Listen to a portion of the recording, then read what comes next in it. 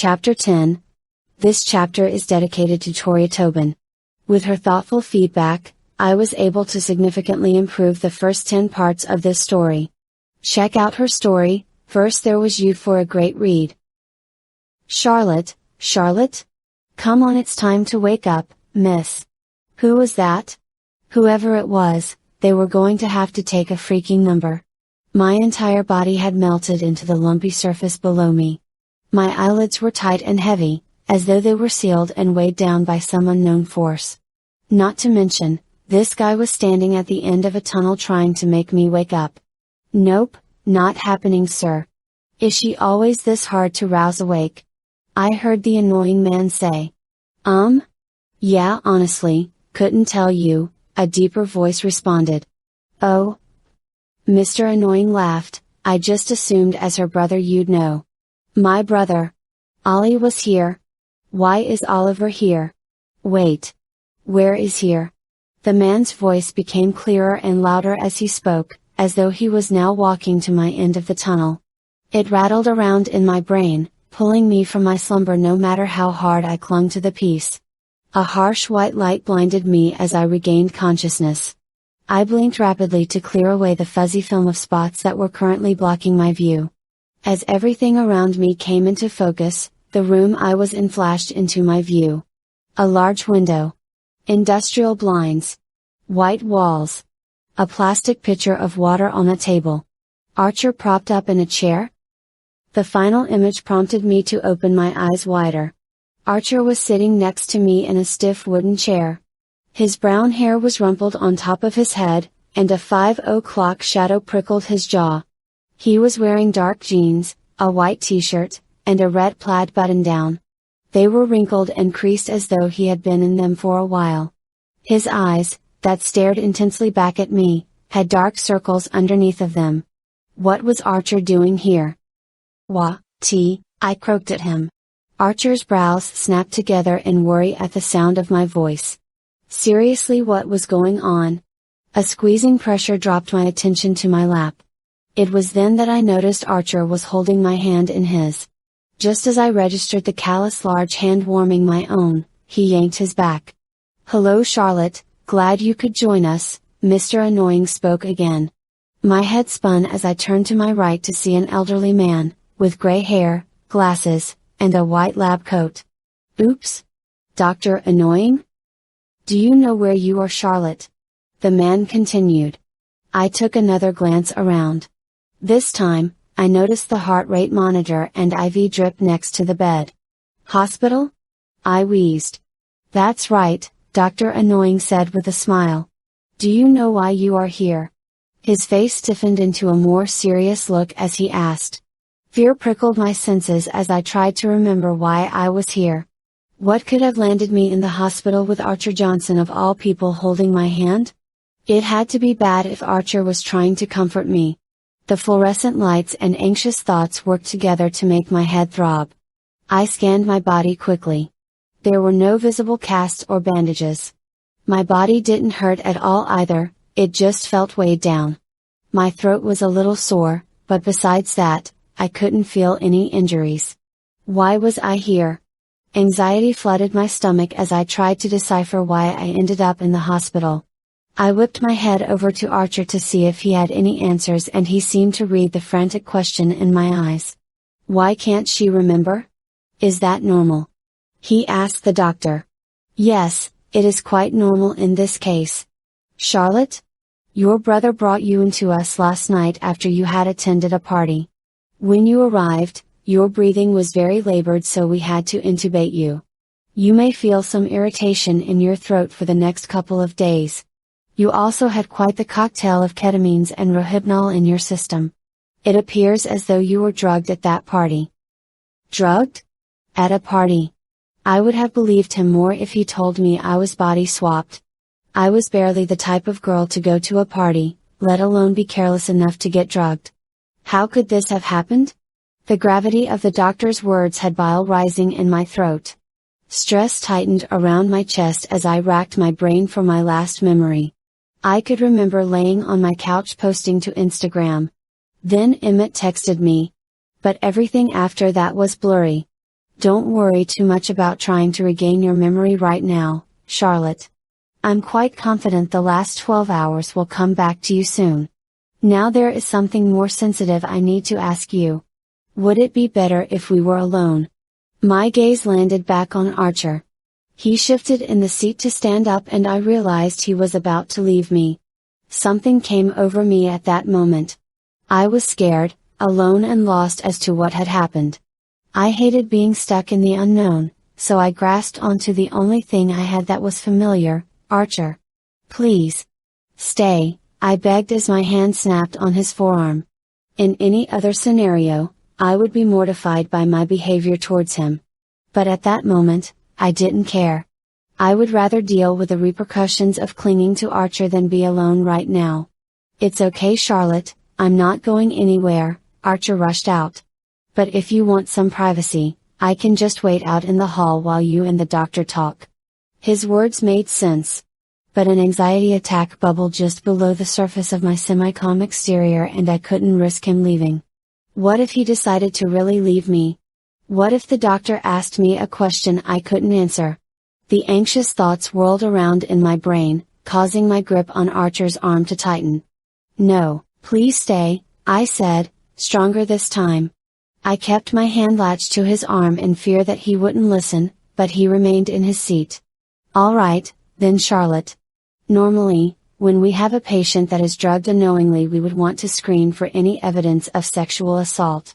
My nails dug into the tough flesh of Archer's arm at the doctor's words. His large hand smothered my own for the second time now and the heat released some tension in my fingers. The football calluses grated against my knuckles as Archer slowly rubbed my hand. I kept my eyes locked on the doctor so I wouldn't know if Archer noticed the goosebumps that ran down my arm. I know this can be scary, Charlotte, and I am very sorry this happened to you. Now, we haven't done any testing yet because we had to wait for you to wake up and consent. Your brother said that you were left in a crowded room when the drugging happened, and when he found you your clothes appeared undisturbed. That is not to say that something couldn't have happened to you, but it is entirely your choice if you would like us to screen for it. The overwhelming question threatened to send me further into my anxious spiral. But the rhythmic motion of Archer's palm scratching the back of my hand focused my mind. There wasn't any pain anywhere. I was still a virgin, so I was fairly positive that I would feel it if something had happened. A tiny voice inside of me whispered that I really didn't want to know. I was too weak to handle this, too fragile. Shame washed over me as I realized how pathetic I was. Strong women went through worse than this every day and thrived. Meanwhile, here I was putting my head under the covers because if I can't see the monsters, they don't exist. I just want to go home, I said as I shook my head. All right, Charlotte, that is your choice. Now you are going to need to be monitored for the next 24 hours. You had expressed that you didn't want your parents called, which is your right as a legal adult. But if you want to go home, I will have to insist that someone stays with you to make sure you don't need to come back. Your brother perhaps? I frowned at the doctor. Why did he keep mentioning Oliver? Archer's hand froze on my own and I turned back to him. Did he look guilty? I recognized the look because it was one I found adorable when we were young. His eyes would widen slightly, and he refused to blink, as though doing so would admit fault. Then he'd pull his lips together into a small pucker and stay silent while Oliver talked them out of trouble. Yeah, he rumbled lowly as he rubbed the back of his neck, I can watch her, that's fine. Archer was going to stay with me. Not likely. It crossed my mind that he might have just been telling the doctor that. I mean, I had him locked in a vice grip, so he didn't get to leave until I did. At that moment, all I wanted was a shower and my own bed. If pretending that Archer was going to babysit me got me out of there, then so be it. Perfect. Well, Charlotte, you most likely will be feeling groggy for the next few hours at least. You should rest, and drink a lot of water. Grogginess is fine, but if you start to lose consciousness or become disoriented, then you will need to come back. Understand? Both Archer and I nodded at the doctor's instructions. I also suggest creating a police report, when your memory returns. Now, if there is nothing else? I will be off. A nurse will be in soon to help you get dressed and discharge you." With that, Dr. Annoying tapped his clipboard on my bed and left the room. It dawned on me that the doctor had mentioned my brother several times. "Where's Ollie? Also, why are you the one here with me?" I asked Archer. My voice still sounded as though sandpaper had rubbed it raw. Archer reached across to the plastic jug of water and poured a cup. He passed it directly to me with a one-word instruction: "Drink." I did as he demanded and lifted the plastic cup to my parched lips. The cool water coated my mouth before sliding down my throat, leaving a trail of relief in its wake. I turned back to Archer and raised my eyebrows, signaling that he still had questions to answer. Okay, well. I was the one who found you at the party." "Well, no. Actually, you found me. Or us? Okay, either way. I brought you here and you begged me not to tell your parents." I nodded my head. The last thing I wanted was for my parents to know I was drugged. They would never get another minute of sleep for my 4-year degree. Or my life. But they just took you away from me and then wouldn't answer any of my questions. The dumb fucker at the front desk just kept telling me that I had to be family to see you. I couldn't not tell your parents if something was really wrong, but I didn't know for sure. So anyway, I told the doctor I was Oliver so he'd let me come in here. I stared wide-eyed at Archer's admission. Had he been that worried about me? Wait, no. He'd been worried about my family. There was a difference. Either way, appreciation flooded my heart at all Archer had done for me last night. I swallowed heavily, trying to find the words to thank him when a nurse sauntered in the room. "Hello. Sir, if you could just wait in the hall, I am going to help get Miss Charlotte dressed and then you can be on your way." Archer didn't move immediately and instead faced me with his jaw locked and eyebrows lifted. Even more, gratitude tingled my skin as he clearly waited for my permission to go. The comfort that small action brought was enough to convince me that he wouldn't leave. Well, that plus I was not about to let Archer Johnson see me naked. I gave him a weak nod and shuffled up in bed as he walked out. A few minutes later the nurse had me back in my shorts and the USC shirt I had worn under Emmett's jersey.